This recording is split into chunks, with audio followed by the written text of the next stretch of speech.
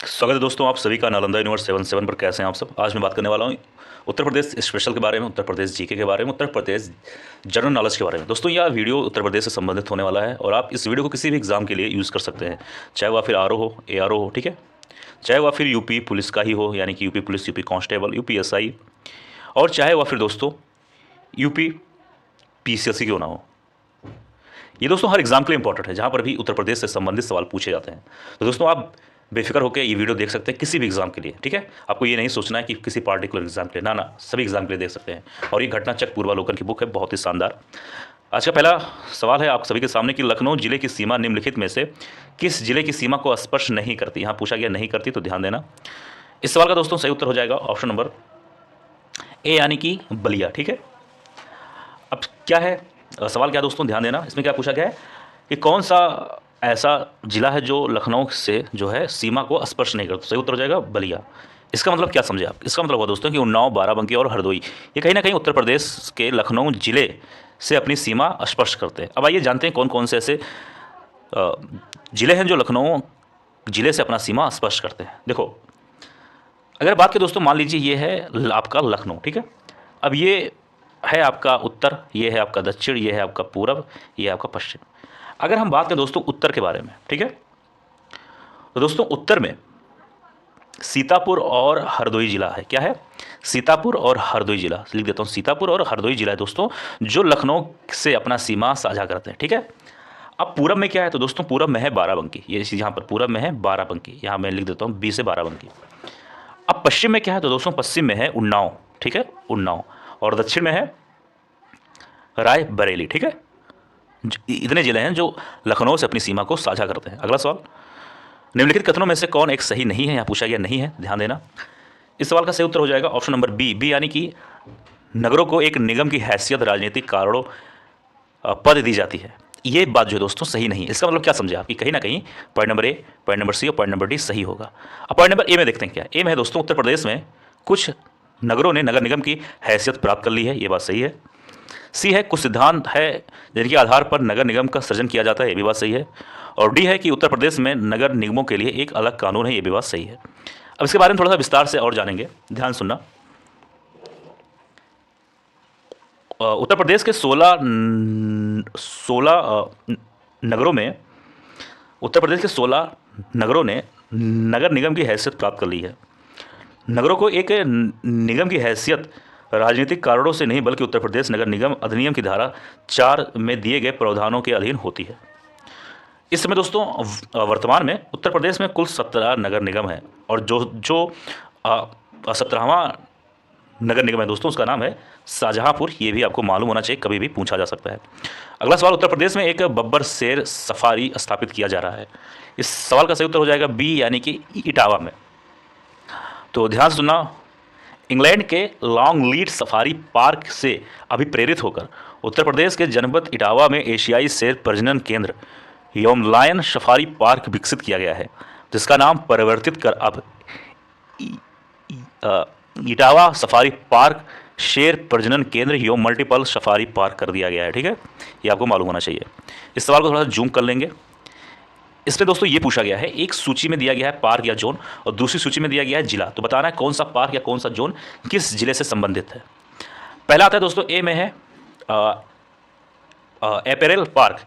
इसका संबंध दोस्तों हो जाएगा कानपुर से, यानी कि ये कानपुर में है, ठीक है। बी है बायोटेक्नोलॉजी पार्क, इसका संबंध हो जाएगा 4, यानी कि लखनऊ से।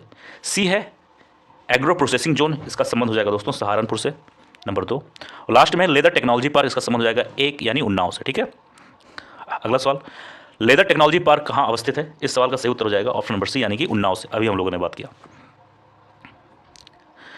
अब नेक्स्ट सवाल है, उत्तर प्रदेश में निम्नलिखित में से कौन सा शहर निर्यात विकास केंद्र नहीं है।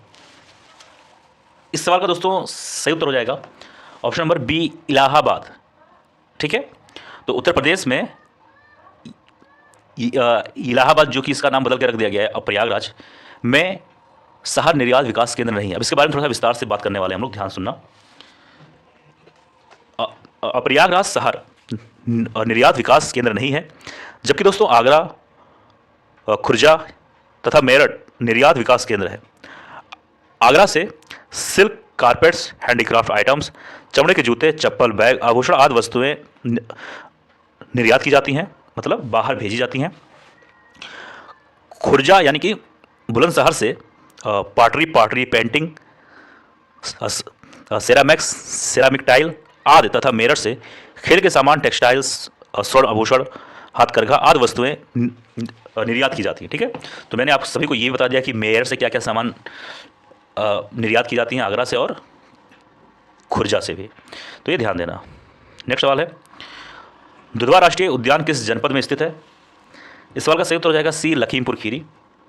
अब दोस्तों ये एक बात और बताना है कि लखीमपुर खीरी जो है और किस मामले में उत्तर प्रदेश में जो है कि ये फेमस है, जरूर कमेंट बॉक्स में लिख देना।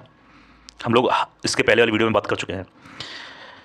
ये नेक्स्ट सवाल है कि पावर्ती अर्गा रामसर स्थल के संदर्भ में निम्नलिखित में से कौन सा कथन सही है? इसमें दोस्तों दोनों पॉइंट सही है। पहला पॉइंट क्या है, यह उत्तर प्रदेश के गोंडा जिले में स्थित है, ये भी बात सही है। और दूसरा है कि यह एक पक्षी अभ्यारण्य है, ये भी बात सही है। ठीक है, नेक्स्ट सवाल, उत्तर प्रदेश में आलू निर्यात जोन स्थित है?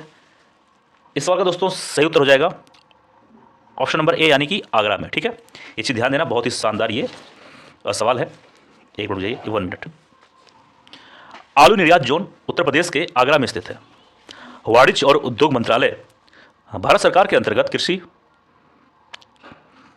और प्रसंस्कृत खाद्य उत्पाद निर्यात विकास प्राधिकरण के अनुसार उत्तर प्रदेश में आगरा, हाथरस, फर्रुखाबाद, कन्नौज, मेरठ, बागपत एवं अलीगढ़ में अधिसूचित आलू निर्यात जोन स्थित है।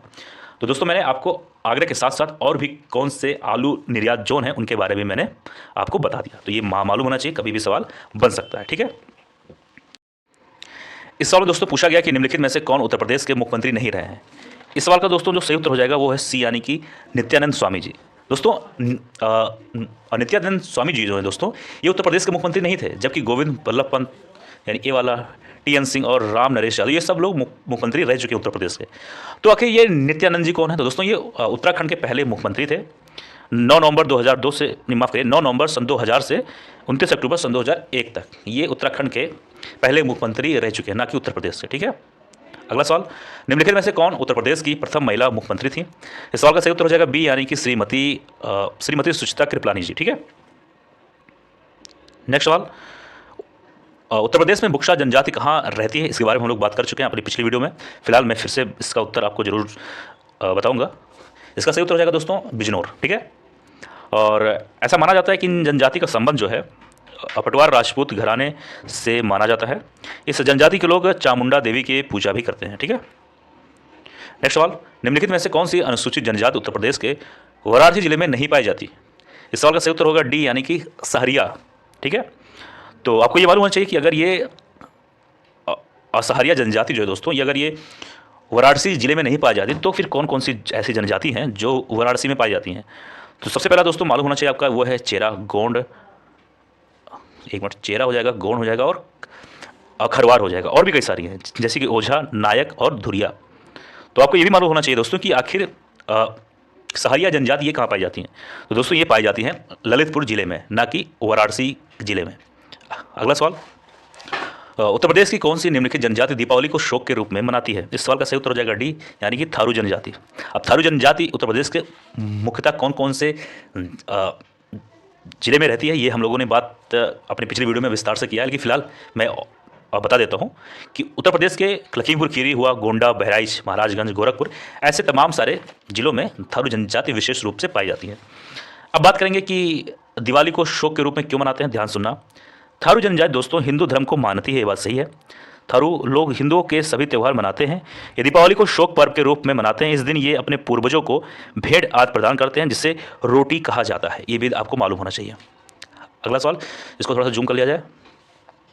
इसमें कहा गया है, एक पॉइंट दिया गया है, दूसरा पॉइंट दिया गया है, ए है यानी कि ए मतलब हुआ दोस्तों कथन।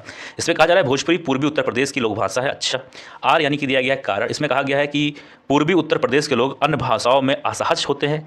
ये यार ऐसा तो हो नहीं सकता, हम उत्तर प्रदेश के लोग किसी से कम थोड़ी ना है। तो कहीं ना कहीं आर वाला मुझे जो लग रहा है पर्सनल कि ये पॉइंट गलत लग रहा है। अब आइए देखते हैं कि क्या सही है क्या गलत है। अभी हमें उत्तर भी नहीं पता है। उत्तर सही हो जाएगा दोस्तों उसका सी यानी ए सही है किंतु आर गलत है। अब देखो मैंने वही कहा था, ए सही है, यानी कि भोजपुरी पूर्वी उत्तर प्रदेश के लोग भाषा, ये बात सही है। लेकिन आर दोस्तों गलत है, यानी कि उत्तर मतलब पूर्वी उत्तर प्रदेश के लोग अन्य भाषाओं में असहज महसूस करते हैं, ऐसा बात नहीं है भैया।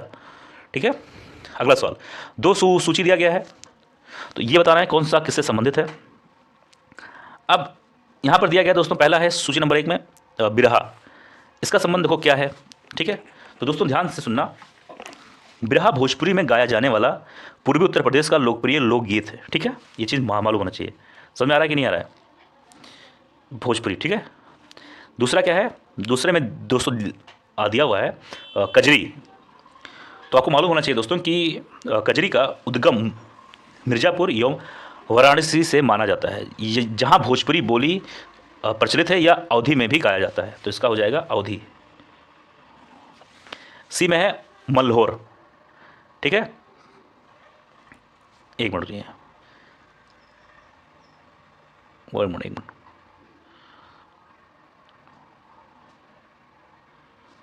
एक मिनट थोड़ा पे एक मिनट। देखो जो मैंने बताया वो सही है, फिलहाल आपको घबराना नहीं है। इसका मैं प्रॉपर एक बार मैच कर देता हूँ, फिर मैं आपको बढ़िया से समझा दूंगा। पहले मैं इसका सूची को मिलान कर देता हूँ। ठीक है, ए का हो जाएगा, एक, ये वाला जो भी मैंने बताया। बी का हो जाएगा 2, सी का हो जाएगा मल्होर का हो जाएगा ब्रजी भाषी, और रसिया का हो जाएगा कौरवी। ठीक है, ये आप लोग देख चुके, जान चुके। अब मैं विस्तार से समझा रहा हूँ, ध्यान सुना एक एक करके।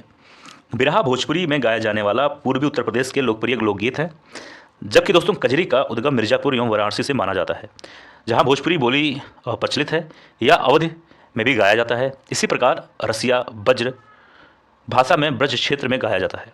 कौरवी भाषा भी पश्चिमी उत्तर प्रदेश की है, तथा रशिया एवं मल्होर दोनों ही गान ब्रज और अवधि दोनों ही भाषा में गाए जाते हैं। ठीक है, समझ में आ रहा है कि नहीं आ रहा है? आपको ये सब मालूम होना चाहिए दोस्तों, सवाल कभी भी कहीं से बन सकता है। अगला सवाल, उत्तर प्रदेश के मुख्य लोकगीत कौन से हैं? सही उत्तर हो जाएगा डी, यानी कि बिरहा, चेती और ढोला। ठीक है, अब इसके बारे में हम लोग विस्तार से बात करने वाले हैं। अच्छा, तो क्या सर यही 3 है? नहीं बेटा, और है, और भी है कई सारे, लेकिन यहाँ पर ऑप्शन दिया नहीं है तो मैंने सिर्फ 3 ही बताया, लेकिन और भी जान लो, जैसे कि रसिया है, आला है, कजरी है, ये सभी उत्तर प्रदेश के मुख्य लोकगीत में शामिल है, और 3 तो ये शामिल ही है। एक मिनट, नेक्स्ट सवाल, इसमें कहा गया दोस्तों कि आल्हा एक लोकप्रिय संगीत किस क्षेत्र का है? आसान सवाल हो जाएगा बी। एक मिनट, बी है इसका उत्तर, बुंदेलखंड।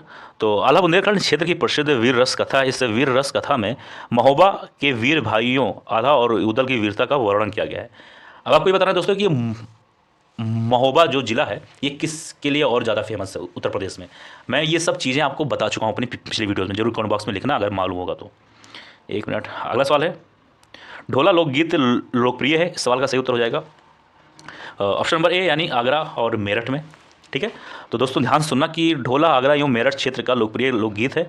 इस लोकगीत में कहानी के माध्यम से ढोला एवं मारू के चरित्र का वर्णन किया जाता है। ठीक है, नेक्स्ट सवाल, उत्तर प्रदेश की विशिष्ट नृत्य शैली है, इस सवाल का क्या उत्तर होगा?